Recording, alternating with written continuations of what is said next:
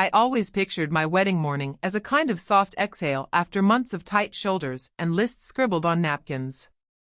A final deep breath before the aisle, the vows, the clinking glasses. I pictured my sister there too, laughing at how I couldn't eat breakfast, fussing with my hair because she never trusted the stylists to get my bangs just right. She was my maid of honor, my built-in secret keeper. We fought like cats growing up, but when the dust settled, she was always the one who knew how to pull me back to earth. So when I woke up that morning to quiet instead of chaos, I told myself it was fine.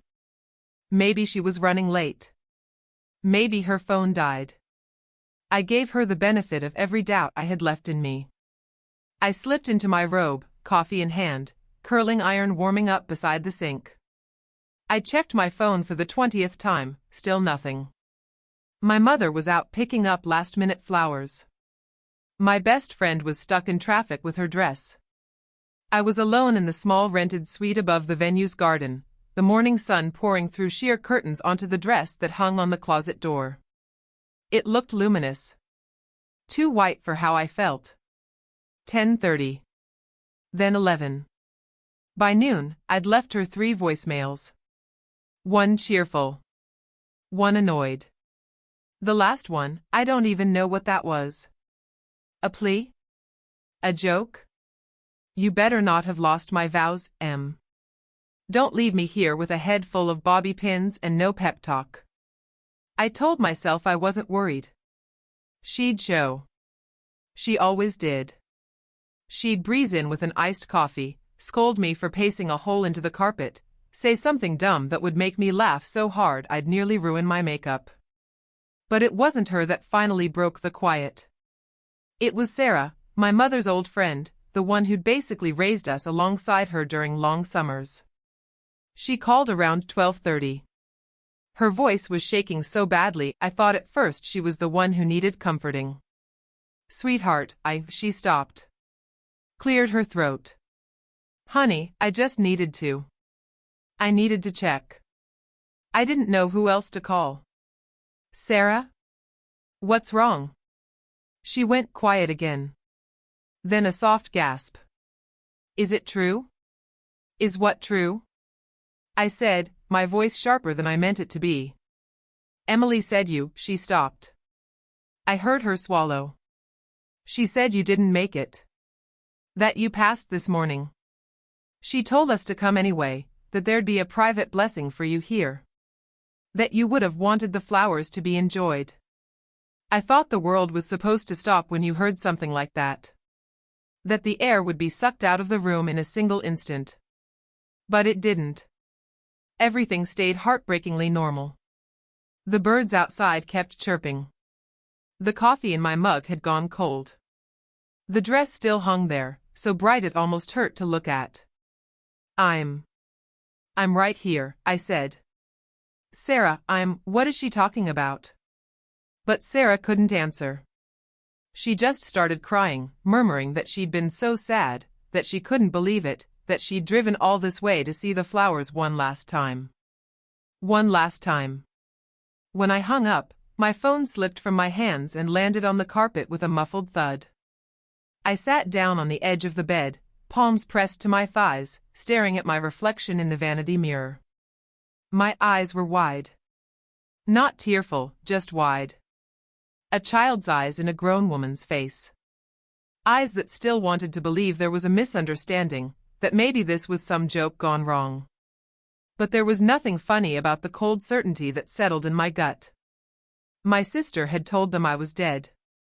And the day I'd waited for, the day that was mine, was being carried out without me, my name spoken like an echo that already belonged to the past. And somewhere, in the garden below, guests were arriving in black instead of spring dresses, stepping onto petals they thought were scattered in my memory. And my sister? She was nowhere to be found. I don't remember standing up. My legs moved on their own, carrying me to the window that overlooked the garden. I pulled the curtain aside with the tip of my finger, like a child peeking at something she wasn't meant to see. Below me, rows of white chairs sat half-filled with guests dressed in somber colors. Some wore dark sunglasses even though the sun was still shy behind the clouds. I recognized familiar faces, my aunt, a friend from college, our old neighbor Mrs. Klein, who had once given me a book on marriage that I'd never opened. They huddled in small groups, clutching tissues and whispering into each other's shoulders. From here, it looked exactly like what she'd told them it was, the private memorial. A final goodbye for a woman who was still breathing in a room above them. I pressed my forehead against the glass, trying to keep the shaking out of my hands. My phone buzzed where it had fallen.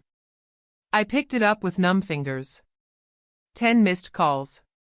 3 voicemails. All from people I hadn't heard from in years. Each message left behind the same fog of disbelief. "I'm so sorry." She said it was peaceful. "We're here for you, Emily." That name, Emily, clawed at me every time it echoed through my phone. My sister. The one person who knew every hidden corner of my life, every scar, every secret. The one person who used to sneak out with me to share ice cream on the back porch when our parents were fighting. She was supposed to stand beside me at the altar, steady my hands when I slipped the ring on. I opened the group chat with the vendors, my last desperate hope that maybe someone had gotten it wrong. Maybe they'd tell me she'd just messed up the times. That the memorial was for someone else. That my wedding was still my wedding. But my florist's message, sent an hour ago, made my blood go cold. "We're so sorry for your loss." I wanted to confirm the family's request, white lilies only for the ceremony, then we'll break down the setup for the family lunch. No reception tables needed anymore. We've reallocated the budget. Please let us know if you want a refund for the DJ. Family lunch. No reception. Just a quick, neat goodbye, then what? My mind filled in the blank faster than my heart could catch up. I called the florist. She answered on the second ring, voice low and thick with sympathy. I could practically hear her hugging herself on the other end. "Sweetheart, we're heartbroken. I can't believe it. Emily said you would have wanted the garden used anyway. That you loved the idea of people gathering here, even without you." I pressed my hand to my chest to keep it from splitting open. Did she say why? How? A soft sigh. Just that it was sudden. She said you didn't want anyone to fuss. I laughed then. A single, sharp bark that startled us both. "No fuss," I repeated. "Right." I asked one last question. The one that felt like a splinter under my fingernail. Is there someone else down there? With her?" The florist hesitated. Then, in the gentlest voice she could muster, she said, "Well, yes. She said she and her fiancé would say a blessing for you together. That it's what you would have wanted. They're making it beautiful." My ears rang so loud I could barely make sense of the words. Her fiancé. My wedding venue. My flowers. My chairs lined up for an aisle that was supposed to carry me forward, now rearranged into a funeral procession and a secret ceremony for a couple I hadn't even known existed. Emily hadn't just told them I was dead. She'd used my death to stand where I was meant to stand. To walk where I was meant to walk. To wear white on a day that was never hers to claim. I closed my eyes, pressing my forehead back to the glass. The guests moved like shadows beneath me. The woman I'd trusted more than anyone had spun the story so carefully, so beautifully, that they believed her. But I wasn't a ghost. Not yet. And if she wanted to see what the dead looked like when they came back for what they were owed, she was about to find out. The mind is funny in moments like that, when you think it would just freeze, shut down to protect you from the sharp edges of disbelief. But mine didn't shut down. It sprinted backward, collecting every old bruise I'd ever written off as sisterhood, every story I'd wrapped in excuses because it hurt too much to call it what it was, envy with a smile. I sat on the edge of the bed, the window still cracked just enough that I could hear distant murmurs from the garden below. The sound of a funeral that was never mine. And I remembered. I remembered the Halloween when I was 10 and she was 8, how she had begged to be a witch like me but pitched a fit when Mom made her wear the same hat. She told everyone my costume was hers, told them I stole it. I stood there crying in the driveway while our neighbors laughed it off. Sisters will be sisters. I remembered my first boyfriend, junior year. How she'd flirted with him behind the bleachers, just enough to watch me squirm. She said she was testing him. Said I should be grateful she was looking out for me. I remembered the scholarships I applied for, the friends she charmed away, the way she could spin the softest story about me being so strong, so mature just so people would say, poor Emily, she always felt second best. And I remembered how I swallowed every one of those small cuts. Because that's what I was taught. Keep the peace. Be the bigger one. Let her win sometimes, it doesn't really matter, does it? Sisters fight. Sisters make up. Sisters don't mean it. But she did mean it. Not at first, maybe. Not when we were little and she just wanted what I had because I was older, closer to things she hadn't yet figured out how to reach. But somewhere along the way, that wanting curdled into something else. Something I kept trying to laugh off. Because the alternative was too awful, to believe my sister could want my happiness only if she got to wear it like a trophy. This wedding was supposed to be different. She had seemed so supportive at first, picking out flowers, fawning over the dress I chose, squealing about the playlist, telling me my venue was the most beautiful place she'd ever seen. She'd held my hand through cake tastings, flipped through magazines with me until late at night, promising to give the best toast anyone had ever heard. And she'd meant it, I think. Until she didn't. Until the wanting slipped its leash and turned into taking. I pressed my fingertips against the small of my back, feeling the zipper of my dress still hanging on the closet door. My dress. A thin line of silk and lace that had taken months to pay for, a symbol of every sacrifice and plan and compromise I'd made to get to this day. The day she tried to erase. I pictured her in the garden now, my garden, smiling that same sugar-slick smile she'd always used when people were too polite to question the holes in her stories. Telling my friends, our family, that I'd passed peacefully while she lifted my day like a polished heirloom. My pulse thudded in my ears. It should have felt like defeat. But it didn't. It felt like a line drawn, finally. All those small betrayals didn't feel small anymore. They felt like signposts I'd ignored along a road she'd been paving for years. She thought I wouldn't show up. She thought I'd stay quiet. Be the ghost she painted me to be. But ghosts have a way of showing up when the living get too comfortable. And I was done being the bigger sister. At some point, the tears tried to come. They always do, right at the edge of the anger, that wave of disbelief that makes your chest ache so deep it feels like your ribs might crack. But I didn't let them. Not this time. I sat at the vanity, hands folded in my lap, and stared at my reflection until my eyes dried on their own. The world kept moving outside my window. The guests drifted down the path like mourners and wedding guests all at once, a strange procession of black dresses and hushed voices and the occasional nervous laugh. A few people carried small bouquets, probably ones they had brought for my family to lay at my grave. I almost smiled at the absurdity of it. I reached for my phone again. Part of me wanted to call her. To hear her voice as she lied to me one last time. But I didn't need to. I could see it all in my head. The sweet tilt of her chin when she told people I would have wanted this. The way she'd slip her arm into her boyfriend's, no fiancé's, crook and let him lead her down an aisle she'd stolen out from under me. I knew her script. I'd spent a lifetime memorizing it. What she didn't know was that I had my own lines now. I stood and unzipped the garment bag. The dress felt heavier than I remembered, layers of satin and lace, delicate beads stitched by hands more patient than mine. I ran my fingertips over the fabric, smoothing the places where the train curled like a sleeping animal on the floor. It smelled faintly of the lavender sachets I'd tucked into the closet to keep it safe. Safe. What a joke. I slipped it over my head carefully, pulling the bodice snug against my ribs. It fit like it always did, hugging the parts of me that still believed in a soft beginning and an easy ending.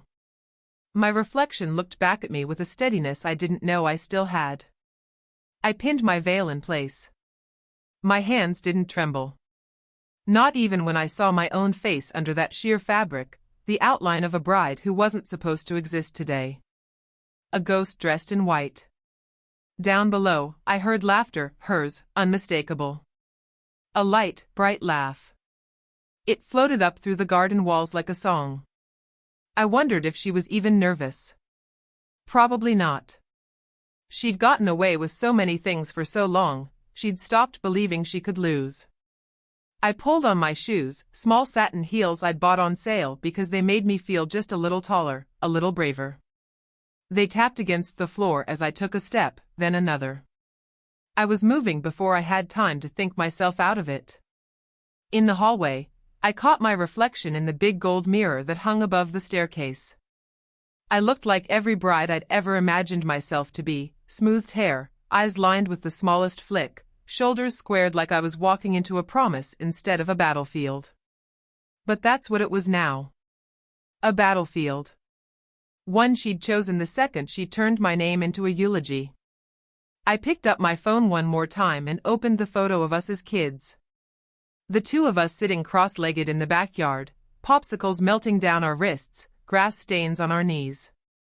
I stared at that picture for a heartbeat, trying to feel something softer, some scrap of forgiveness. But it was gone. She'd used it up. And what was left was mine to protect. I slipped the phone into my clutch. I took one last look at my dress in the mirror. Then I opened the door, stepped into the sunlight, and walked toward the garden. Toward her. Toward the guests who thought they were gathered for a burial. Toward the truth, waiting to be told, by the only person who could. Me. The gravel path crunched under my shoes as I stepped around the side of the building. The garden opened up ahead of me, my garden, my dream tucked behind a white lattice fence and a row of roses we'd planted in spring just after booking the date. Everything looked just like I'd pictured it, only turned upside down, black dresses instead of florals, whispers instead of laughter, sympathy cards resting beside a guest book that wasn't meant for condolences. I paused behind the archway where the vines curled thick and green, peeking through just enough to see her. Emily stood at the end of the aisle in a dress that wasn't white, no, that would have been too obvious, too hard to explain away, but pale blush, soft enough to keep up the lie of mourning while still playing at a wedding. She had a small bouquet in her hands, roses wrapped with the same ribbon I'd ordered months ago. And beside her was the man she'd never once mentioned. The man who should have been nowhere near this place on this day. She was smiling. That smile I knew too well. Gentle, mournful, perfect for the story she'd spun about her brave sister who'd wanted her to go on and be happy. I heard my name then. Someone at the back of the aisle, an old aunt who'd flown in from 3 states away, sniffled out a prayer for my soul. The words hit me like a stone to the chest. They really think I'm gone. I felt the last of my fear drain out of me like water through a sieve. I stepped through the archway. At first, no one noticed. They were facing forward, focused on the new couple who didn't belong there. It wasn't until I took another step, and the gravel shifted loudly beneath my heels, that a few heads turned. A gasp rippled through the rows like wind through tall grass. I kept walking. Faces turned pale. Hands flew to mouths. One woman clutched her husband's arm so tightly he winced. My mother's friend Sarah, sweet, loyal Sarah, made the sign of the cross. I almost wanted to tell her not to bother, that no blessing was needed for what was about to happen. Emily turned at last. I wish I could say the look on her face satisfied me completely, shock blooming like a bruise under her makeup, the color draining from her lips, but it didn't. There was too much else behind it, a flicker of fear, then calculation, the way her eyes darted toward her fiancé as if to see if he'd stand by her now that the truth was dragging itself down the aisle in satin and lace. I stopped just shy of the first row. The hush was total, heavy enough to crush the garden roses back into the earth. She dropped the bouquet. It fell to the ground with a soft thud. "Hello, Emily," I said. My voice didn't shake. If anything, it rang too clear, too alive to be mistaken for a ghost's. She opened her mouth. Closed it. The man beside her looked from me to her, confusion written all over his face, like maybe he was realizing he'd signed up for more than just a free venue and a pretty lie. "I heard I was dead," I said, louder now, eyes sweeping the guests who couldn't look away. Imagine my surprise when I woke up this morning to find out I was the only one who hadn't been invited to my own funeral. A few people looked at her now, waiting for her to speak, to explain. She didn't. Her hand twitched at her side like she wanted to reach for me, but couldn't figure out how.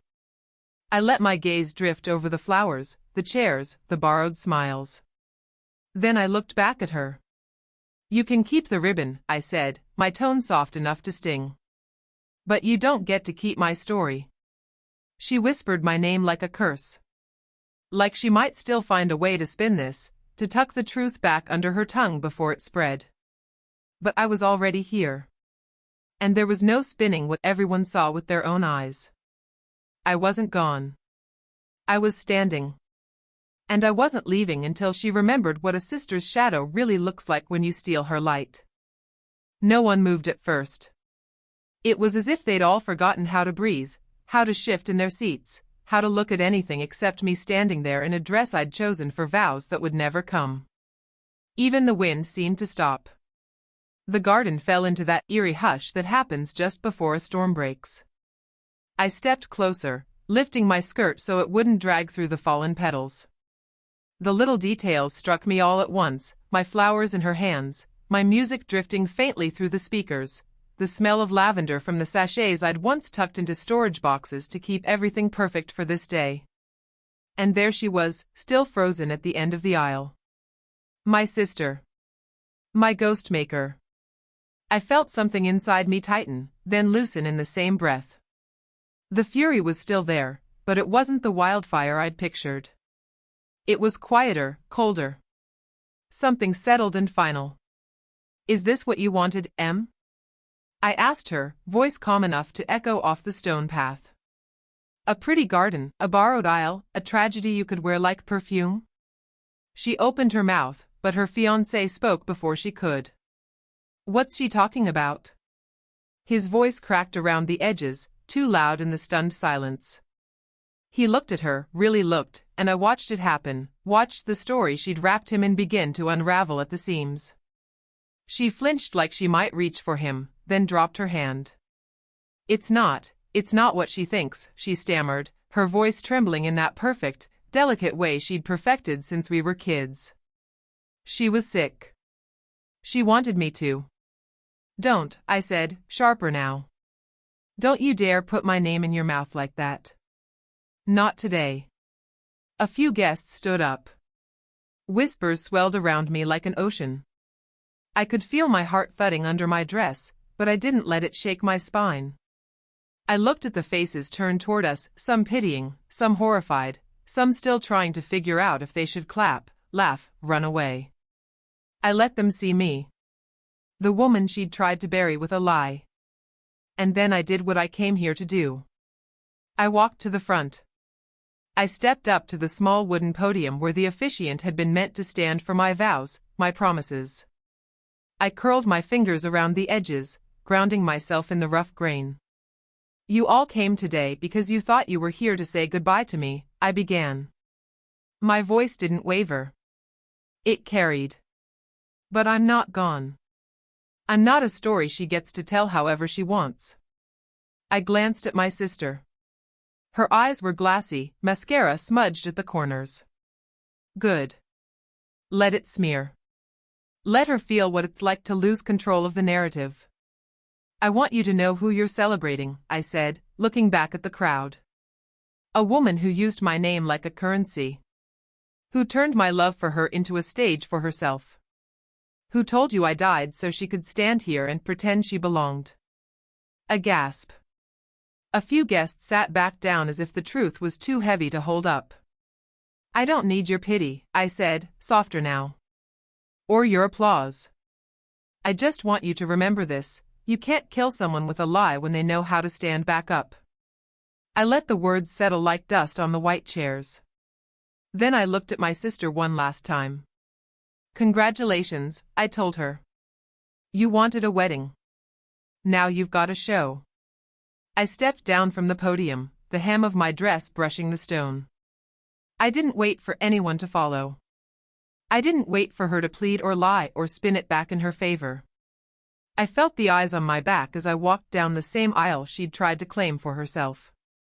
A bride in white, leaving her own funeral behind. No bouquet. No blessing.